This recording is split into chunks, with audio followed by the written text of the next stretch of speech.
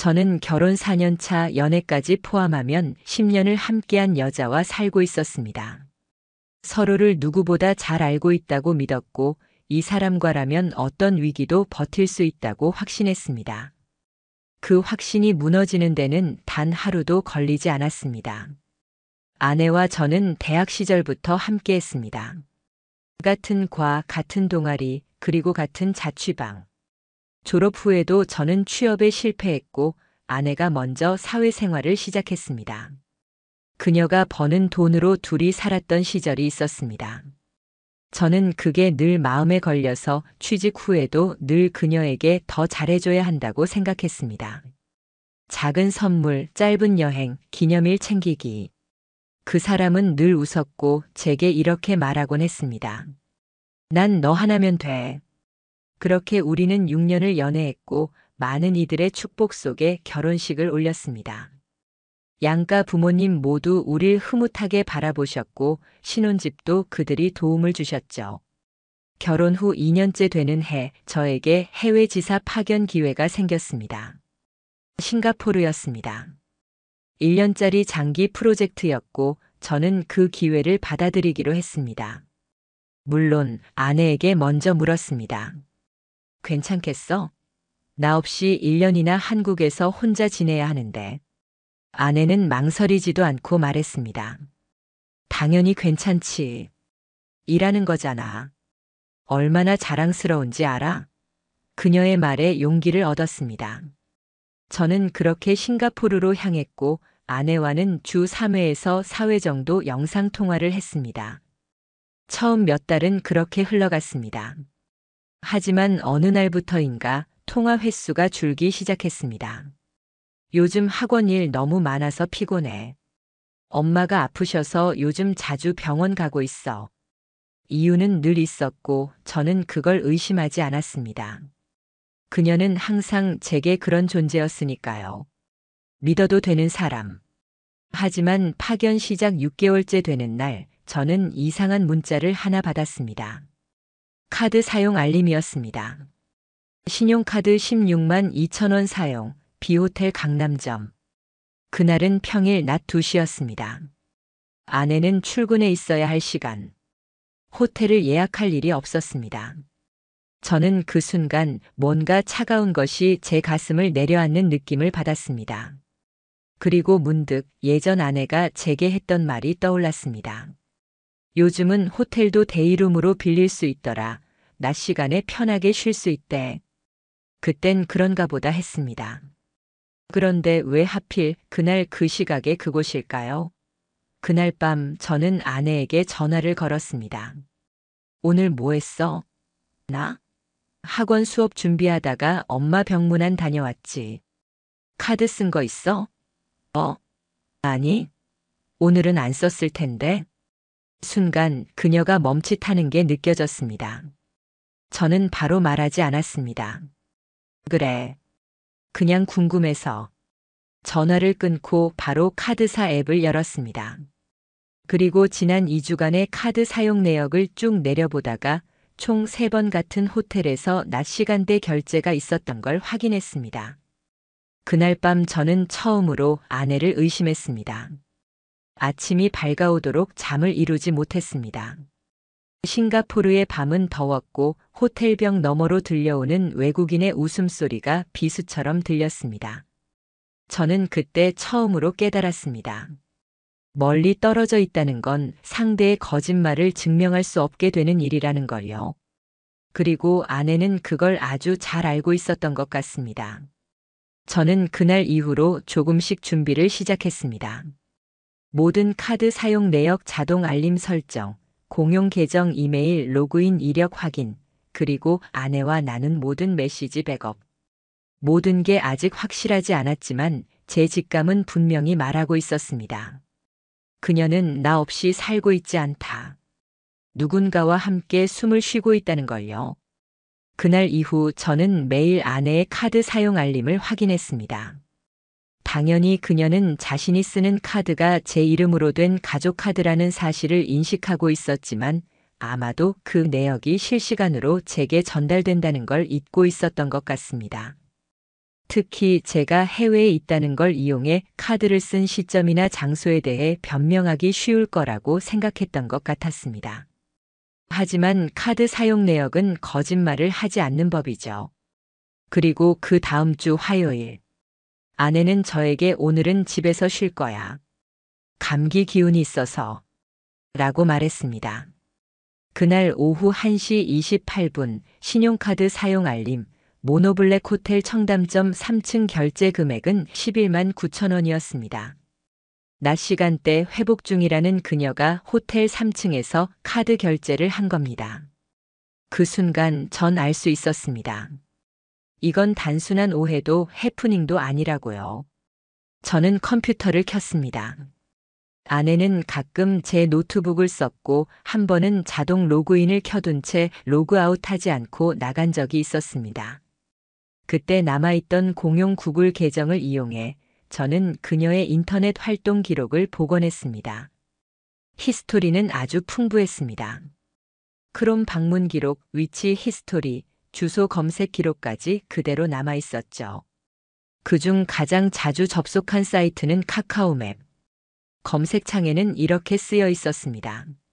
서울 호텔 데이룸 추천, 호텔 청담, 연인용 프라이빗 스파룸. 그 검색 기록을 처음 보는 순간 손끝이 저리도록 떨렸습니다. 마치 지금도 그 방 안 어딘가에서 웃고 있을 것 같았습니다. 그날 밤 결정적인 알림이 하나 더 떴습니다. 스마트홈 앱 로그 기록.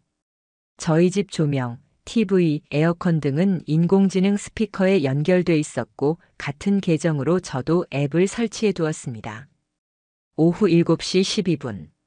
거실 조명 OFF 음성 명령 실행 그날 아내는 저에게 이렇게 말했었습니다. 오늘 엄마 집 와 있어. 오늘은 집에 늦게 갈 것 같네.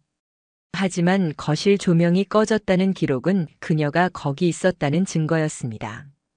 게다가 음성 명령. 즉, 누군가 그 집 안에서 말하고 있었던 겁니다. 저는 전화를 걸었습니다. 지금 어디야? 엄마 집이지. 왜? 거기 혹시 누구 있어? 왜 그래? 무슨 일 있어? 그냥 물어본 거야. 그녀는 평소처럼 대답했지만 그 말 하나하나가 전부 거짓이라는 걸 저는 알고 있었습니다. 다음 날 저는 국내에 있는 친구에게 부탁했습니다. 아내가 사는 집 근처에 차량용 미니 블랙박스 카메라를 설치해 달라고요. 작은 렌즈 하나가 저를 대신해 진실을 보기 시작했습니다. 그리고 금요일 저녁 카메라는 두 사람을 포착했습니다. 검은색 SUV에서 내리는 아내와 운전석에서 따라 나온 40대 초반쯤의 남성. 그 남자의 손엔 아내가 들고 다니던 회색 에코백이 들려 있었습니다. 두 사람은 아무런 말도 하지 않고 자연스럽게 집 안으로 들어갔습니다. 그날 이후 아내의 태도는 또 달라졌습니다. 전화는 짧아졌고 메시지는 더 늦게 답장이 왔습니다. 제가 물으면 피했고 제가 말하면 듣지 않는 척했습니다. 그날 밤 저는 그녀에게 말했습니다. 우리 영상통화하자. 지금은 좀 힘든데 왜? 너 혼자 있는 거 아니야? 응, 아니 그냥 머리 감았어. 지금 상태가 좀 영상통화는 끝내 연결되지 않았고 그날 밤 저에겐 낯선 IP 주소의 접속 시도 알림이 날아왔습니다. 제 공용 노트북에 저장된 이메일 계정에 서울 강동구의 한 IP에서 로그인 시도 기록이 있었습니다. 그리고 그 IP는 아내의 집에서 10분 거리였습니다. 그때 저는 확신했습니다. 이제 돌아가야겠다고. 출장 마무리보다도 그녀와의 마주침이 이제 훨씬 더 중요해졌기 때문입니다. 그날부터 저는 잠을 자지 않았습니다. 모든 로그, 메시지, 위치, 그리고 그녀의 음성까지 모든 걸 캡처하고 기록하며 하나씩 준비해 나갔습니다. 그녀는 몰랐겠지만 저는 이미 알고 있었습니다. 그녀의 사랑이라는 이름의 연극이 막을 내리고 있다는 사실을요. 귀국 비행기표를 예정보다 몇 주나 앞당겼습니다. 회사에는 급한 가족 사정이라는 명목으로 출장 종료를 통보했고 남은 업무는 화상회의로 처리하겠다는 조건으로 돌아올 수 있었습니다. 비행기에서 내리는 순간 서울의 공기는 싱가포르보다 훨씬 차가웠습니다.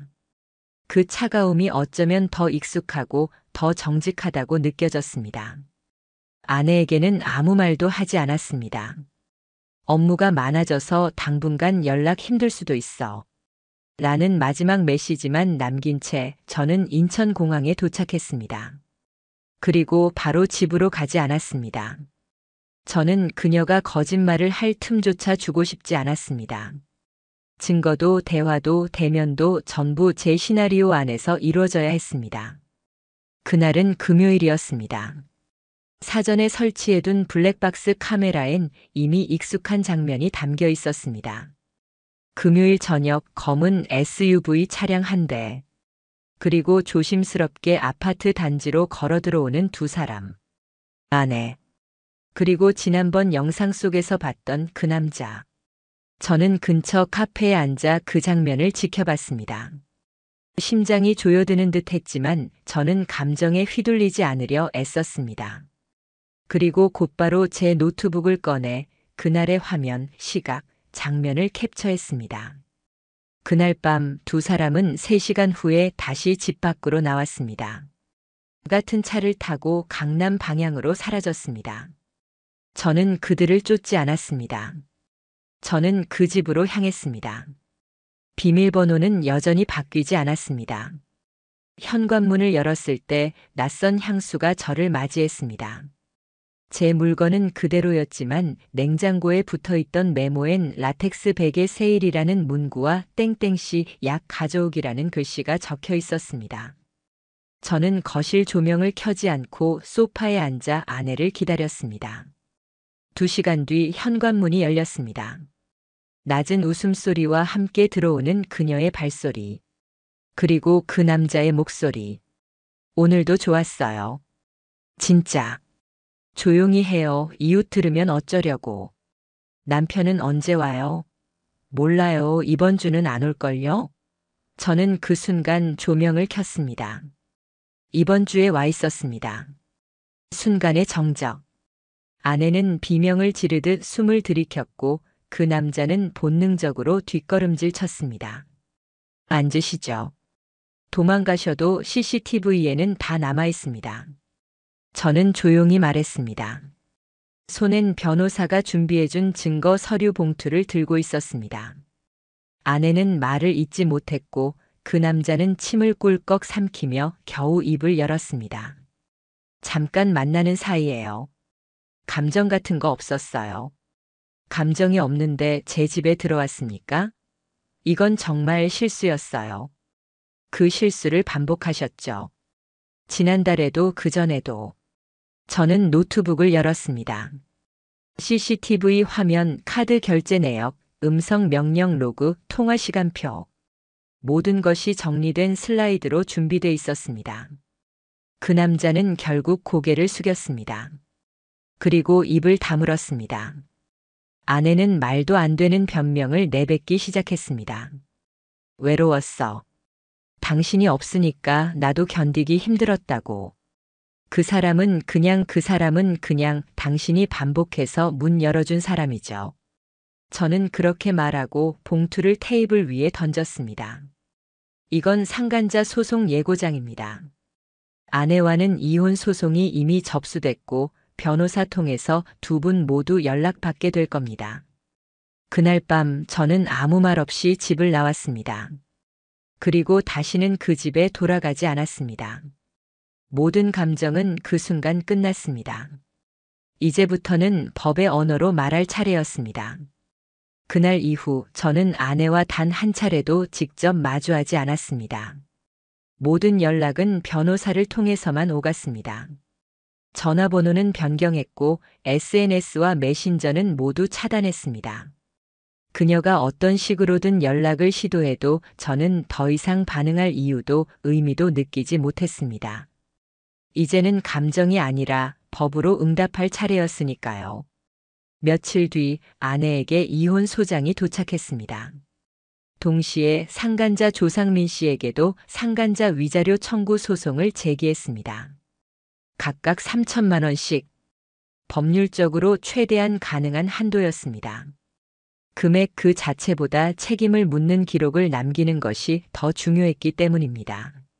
상간자 소송을 위한 증거는 이미 충분히 확보돼 있었습니다. 제가 제출한 자료는 다음과 같습니다. 호텔 데이룸 카드 결제 내역 4건, 아내와의 통화 내용과 날짜별 카드 사용 시간 비교표, 남성과 함께 귀가하는 장면 포함한 블랙박스 영상, 거짓말과 충돌하는 시간대를 증명할 스마트홈 음성 기록, 로그, 카카오맵 검색 기록, SNS 대화 스크린샷, 불륜 현장을 직접 마주한 당일의 녹음 및 사진. 변호사는 서류를 넘겨받고 말했습니다. 이 정도면 판사님도 굳이 협의 재판까지 가지 않으실 겁니다. 즉, 증거가 너무 명백해서 쟁점이 될 여지가 없다는 뜻이었습니다. 상간남 측 변호사는 합의를 제안했습니다. 의뢰인에게도 가정이 있습니다. 일이 커지면 가정이 무너집니다. 그 말에 전 냉정하게 답했습니다. 그 사람이 무너뜨린 가정은 제 것이었습니다. 지금은 그 대가를 치를 차례죠. 그는 다시 말했습니다. 직장에서 고위 간부입니다. 명예를 유지하고 싶어 합니다. 그래서 저는 서류를 던지듯 보여줬습니다. 판례 정리표와 함께 그럼 법정에서 뵙죠. 저는 복수를 원하는 게 아니었습니다. 다만 누군가의 일탈로 망가진 제 인생에 이정표 하나는 제대로 세워야 한다고 생각했습니다. 그날 이후 저는 한 명씩 이 지옥을 걷게 만들었습니다. 아내의 부모님이 절 찾아왔을 땐 저는 조용히 커피를 내놓았을 뿐입니다. 우리가 뭘 잘못 키운 건지 아무 말도 못하겠다. 사위야, 아니, 그래도 내가 우리 가족이었잖니. 저는 고개를 숙였고 다만 한마디만 남겼습니다. 그날 집에서 만났던 딸의 얼굴이 저에겐 마지막입니다. 그 이후로 연락은 끊겼습니다. 회사에서는 오히려 저를 배려해줬습니다. 이성적으로 대처한 점이 인사팀에 전달되었고 사내 커뮤니케이션 부서에서 감정관리 강의 요청까지 받았습니다. 그렇게 상황을 받아들이고 이성적으로 판단한 게 대단하네요. 라는 말을 들었을 땐 저도 모르게 웃음이 나왔습니다. 대단한 게 아닙니다. 그냥 더 이상 무너지고 싶지 않았던 거예요. 4개월 후 1심 판결이 나왔습니다. 이혼 소송, 전적으로 원고의 책임 없음. 상간자 소송, 피고 전액 배상 판결. 판사는 판결문에서 피고의 반복적 행위와 고의성이 명확하며 피해자의 정신적 손해가 인정된다고 명시했습니다. 아내는 법정 밖에서 조용히 울다 나갔다는 얘기를 들었습니다. 그 남자 조상민은 회사 징계위원회에 회부되었고 사내 불륜 사실이 언론에까지 흘러들어가 결국 본인이 스스로 사직서를 냈다고 전해 들었습니다. 게다가 그의 아내도 별거를 선언했고 법적 대응을 검토 중이라고 들었습니다. 저와 연락이 닿지는 않았지만 그녀 역시 진실을 마주한 또 하나의 피해자였습니다. 그 사이 아내는 저에게 마지막으로 긴 메일을 보냈습니다. 그래도 우리는 사랑했잖아. 그 시간들은 거짓이 아니었잖아. 당신이 날 용서하지 않더라도 내가 스스로를 용서하지 못할 것 같아. 저는 답장하지 않았습니다. 그녀가 말하는 사랑, 시간, 진심은 저에게는 하나의 이름으로만 정리됐기 때문입니다. 배신. 요즘 저는 하루 한 번 제 이름이 선명히 박힌 판결문을 다시 꺼내봅니다. 그 안에 쓰인 숫자, 문장, 도장, 날짜. 그 모든 건 제 분노의 증거이자 제가 견뎌낸 기록이기도 합니다. 모든 감정이 끝나고 남은 것은 종이 위에 쓰인 문장뿐입니다. 그 안에 제 분노도 사랑도 후회도 조용히 눕혀두었습니다. 그날로부터 정확히 2년이 지났습니다. 시간은 흐르면서 많은 것들을 무디게 만들지만 어떤 기억은 날이 선 채로 그대로 남아있더군요. 하지만 저는 변했습니다. 적어도 이제 그 기억 속에 제가 무너지는 장면은 없습니다. 이혼이 확정된 후 저는 짐을 정리해 서울을 떠났습니다. 오래전부터 가고 싶었던 속초에 작은 오피스텔을 구했고 일도 전환했습니다. 더는 보고서에 얽매이지 않고 더는 주말이 허망하지 않았습니다. 첫 몇 달은 솔직히 말해 고통 그 자체였습니다. 낯선 곳, 낯선 공기, 낯선 밤. 하지만 저는 그 낯설 속에서 혼자서도 괜찮다는 걸 배웠습니다. 정확히 6개월째 되는 날, 제 삶에 조용한 변화가 시작됐습니다. 근처 독서 모임에서 알게 된 사람들과의 작은 인연, 그리고 그중 한 명이었던 조용한 눈빛의 여성. 우린 자주 이야기했고 그녀는 결혼 경험이 없는 사람이었습니다. 누구보다 삶을 조용히 아끼는 사람이었고 제게 상처를 묻지 않았습니다. 어느 날 그녀가 말했습니다. 과거는 묻지 않을게요. 그 대신 지금의 당신이 나와 함께 걸어줄 수 있다면 좋겠어요. 저는 그렇게 새로운 삶을 받아들였습니다. 그리고 그들에 대한 소문은 뜻밖의 경로로 하나씩 들려왔습니다. 전 아내는 이혼 후 한동안 직장을 잃었다고 합니다. 조상민과도 오래가지 못했습니다.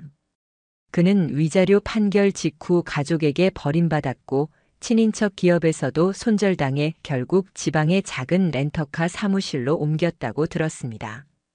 전 아내는 SNS 계정을 삭제했고 공동 지인이 우연히 마트에서 마주쳤을 땐 예전 같지 않은 모습이었다고 했습니다.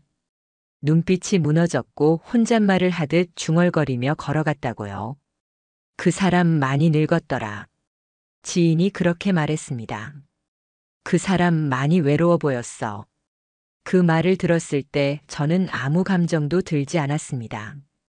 분노도 슬픔도 복수심도.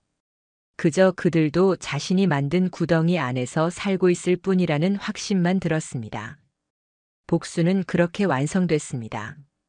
말하지 않고 가르치지 않고 경고하지 않아도 시간이 모든 것을 보여주었으니까요.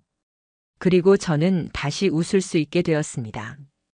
요즘 저는 카페를 엽니다. 작지만 매일 문을 열 수 있는 공간입니다. 책을 진열하고 음악을 틀고 가끔은 말없이 커피를 내려 손님에게 건넵니다. 그녀는 여전히 제 곁에 있습니다. 우린 서로를 강요하지 않습니다. 필요할 때 곁에 있고 침묵도 이해할 수 있는 사이가 되었습니다. 어느 날 그녀가 제게 말했습니다. 당신이 만든 커피는 묘하게 따뜻해요. 슬픈데 안 무너져요. 당신처럼. 저는 웃었습니다. 그리고 대답했습니다. 나도 이제야 따뜻해질 수 있나 봐요. 그들의 끝은 참혹했고 제 삶은 아주 조용히 다시 시작됐습니다. 이제는 누가 물어도 이렇게 말할 수 있습니다. 그때는 지옥이었지만 지옥에서 걸어 나오면 봄이 옵니다. 그리고 그 봄은 내가 만든 겁니다.